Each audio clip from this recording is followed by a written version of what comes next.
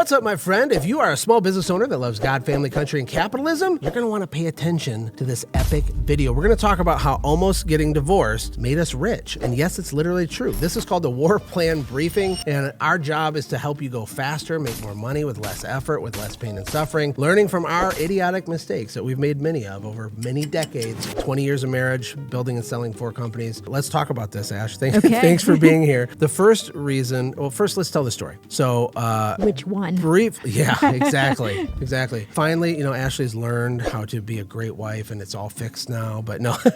Just kidding. I was a train wreck of a nightmare of a bad husband for a long time, okay? Oh, wow. Let's just bottom line it. We're just going there. And there's reasons for it, and we'll expand on other videos because we're an open book, truly. But here's the thing. About 5 to 7 years into our marriage, things got really bad. We went from trailer park, where I was a pizza guy, to having a baby, and I started a company. I was going to say, till quitting your job, your safe and secure job. Yeah, I actually worked for JP Morgan Chase for a while, and I had this cool job, at least in our small town. They were like, wow, that's fancy. It's really not, but it was to our circle at the time. Yeah. Quit that, started cleaning windows, which is also what a lot of homeless people do for work. But, we made it work, but we struggled. And so through a combination of massive financial stress and pressure, fear, immaturity on both of our parts, and the fact that I would spend most nights drinking beer in the garage and smoking cigarettes and ignoring my family because I was paralyzed by my own fear, we walked the razor's edge of divorce, which probably has happened to lots of you out there, right? Over 50% end in divorce anyway. We didn't end in divorce, but I remember storming out of the house drunk, screaming at my wife, which I'm not proud of, but it happened. It happened more than once, but this one time I slammed the door, I get in my car, I'm drinking and driving. Bad, don't do that. But I did, okay? Luckily, I didn't hurt anybody, I didn't hurt myself. And the next day, I had this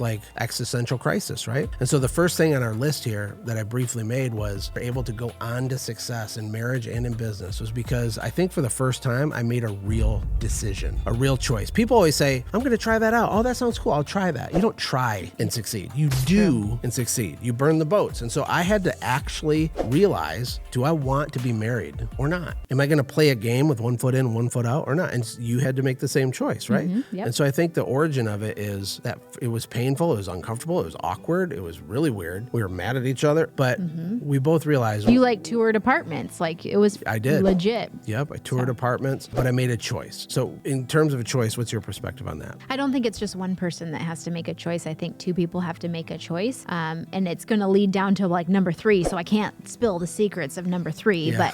but we did, after that moment, we realized that if systems saved our business, systems could save our family and our marriage. And it truly did. And this is not about systems, but having really good systems in our life radically changed it almost immediately. There were a few quick fixes that changed it immediately. So yeah, it really did happen pretty quick. Yeah. Looking back on it. When you're living it, it doesn't feel like it's that quick, but it was pretty quick, right? And going into point number 2 is that I finally looked internal instead of external. You see, how do I word this?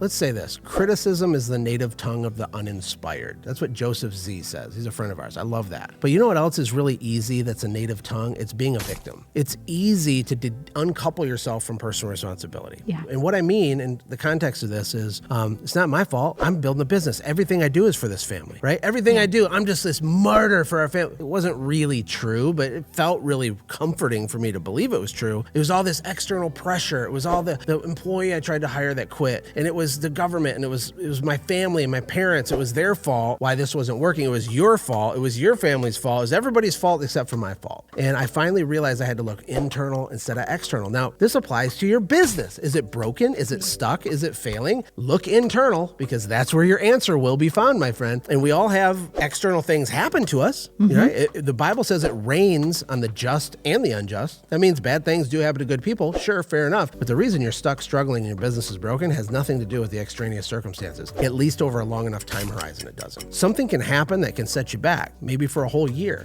But if you have been in business for a long time and struggled financially for decades, I promise you got to look internal, not external. What do you think? I think this reminds me of one of my all-time favorite books is Extreme Ownership. And that is really taking the mind shifts of owning up to things. Because as husband and wife, we are both responsible of our home. We're supposed to be the leaders of our home. And if we're not even even leading ourselves, how can we lead our home or our children or our marriage? Same thing with our businesses. If you expect your employees to do more than what you're doing, then that's unacceptable. You need to lead well. And even when you show up at the grocery store, you should be a leader of leaders. Yep. It all starts with the inner work. It sounds cheesy, but it's true. You're the problem. I'm the bottleneck of all of our business problems. Even today, it's always the case. To raise the ceiling, I have to raise myself and constantly take responsibility. And then the third point of how we ended up building wealth and creating really successful companies, even because of this divorce, is because the third principle, it forced us to learn how to be clear communicators. This is a big one. It's literally a superpower, okay? Superpower. There's this book. It says, I said this, you heard that. I've never read the book, but I kind of get it. Do you kind of get it? I said this, you heard that.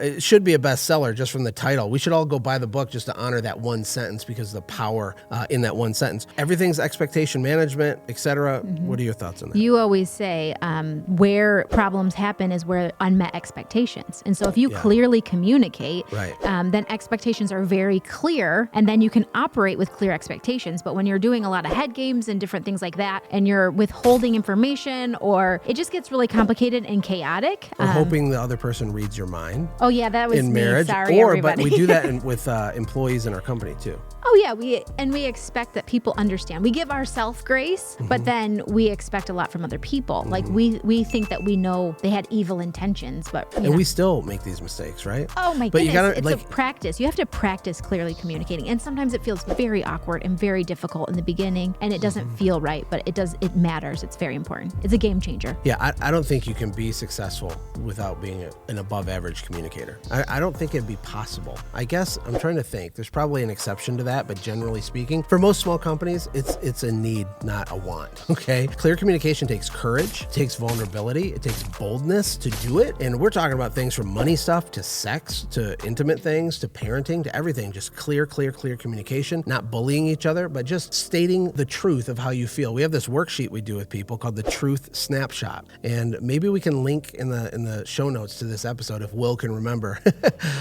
this document. We'll give it to you. And basically you assess how you feel and how you rate yourself in all these categories of life. And then your spouse does it too. And then you trade papers. Now, when you trade papers, you're going to get mad at each other. That's going to be your gut reaction because you're going to say, I feel like my wife is my roommate. There's none of this. This isn't happening, blah, blah, blah. With money, she's out of control or whatever. He's out of control. And so you might initially feel offense, but check this out. You've just clearly hyper communicated. You have pulled the pin on a grenade. It's not going to kill you. Let it blow up. And now you've each been heard in a new way. That's just one example of that. Let's go to the fourth thing here is it shifted our relationship from lust to love, or I should say from immature to mature, right? I joke that we've trauma bonded, but you got to understand we grew up together. We dated when we were teenagers. We broke up, then we date again, we break up, and it was very dramatic. Got married at 20 and really didn't even know who each other was until 5 to 7 years into our marriage. When we hit this divorce threshold here, it's when we actually started to figure out who each other was. Would you agree with that? Yes. And it wasn't just lust, although for me, I mean, have you seen her? Okay. I'm just saying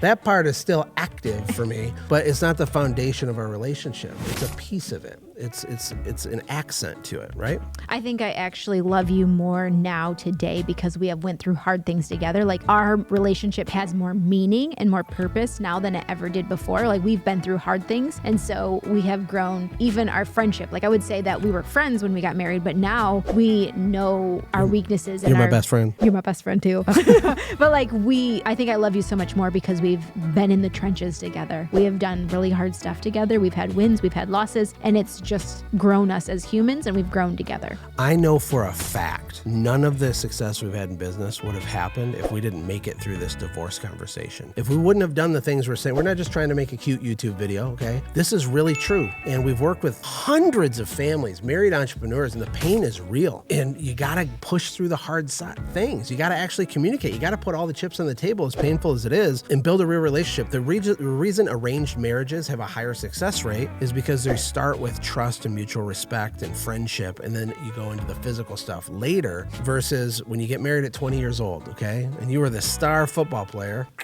of a losing terrible team. Shout out to my 1998 Lake Fenton Blue Devils. You think you're awesome and you want to just kind of get married for this immature reason. It's just a weak relationship, right? But so thank God for the adversity and the struggles because it's fundamentally changed everything for us. It is completely true because we would have been a mess and we would have been more focused on attacking each other and tearing each other apart probably. I mean, it's risky to get married. Like after you're married, it's risky to get divorced and it's risky to stay married. So the risk profile is the same. Actually could be harder to get divorced if, depending on circumstances. So yeah, it did. It helped us build and sell our companies and build more companies. And yeah, because we gradually started becoming 1 + 1 = 3. So Ashley and I have this phrase that I think you coined called wrecking ball. And so imagine this, if you're a married entrepreneur, you want to make more money, you want to build your company, you don't want to struggle anymore, the best thing you can do is become a wrecking ball couple. And what that means is that you're hyper connected physically. Yes, we're talking about purple unicorns, which is our code word for sex, just saying, very important because there's spiritual reasons, there's emotional reasons, there's all this stuff, but also hyper communicating and clear, defining your lanes, cheering each other on, having grace with each other. When you get into momentum like that, you just run through walls. We literally run through, now we're not like this every second of every day, but generally speaking, we are that, and we have been a long time because of the pain, because of the mess, because of the testing, because of the obstacles. We have this thing where, I mean, you're my ride or die, babe.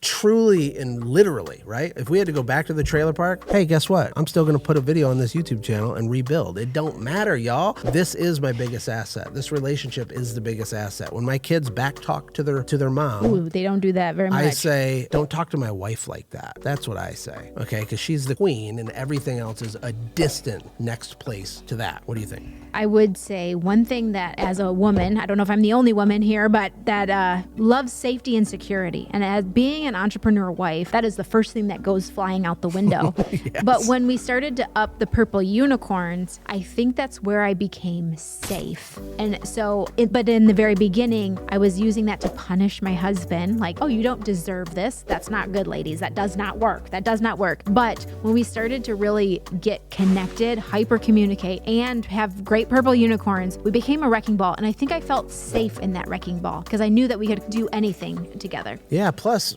getting a little win builds a little bit of confidence. Then you get another one and another one. And before you know it, you're like, hey, we kind of know stuff. We got this. Oh, no, we don't got it. But no, remember we did it that other time? We got it. And this confidence starts to stack. The momentum starts to stack and you can do crazy stuff. And by the way, it's not just about business success. It's about just crushing life. It's about growing and expanding, being an impactful couple and individual person on the world. She doesn't have a fan bigger than me. And I know I don't have a fan bigger than her. And hey, if you're getting value, do I have a final thought before I end the video? No, I just was thinking maybe his mom's a pretty big fan of him too. My mom's so a big fan. Love you, Mom. Love you, Mom. Look, if you're getting value, like, subscribe, comment. Yes, everybody says that. Please actually do it. Please just take 2 seconds, comment. What did you think about this? What do you disagree with? What did we miss? And what helped you the most? And what do you want to hear about in the future? Look, we want to help you go faster and make more money and become a wrecking ball couple. That's what I want for you. That's your destiny. Step into it. And we'll see you in the next video. Bye.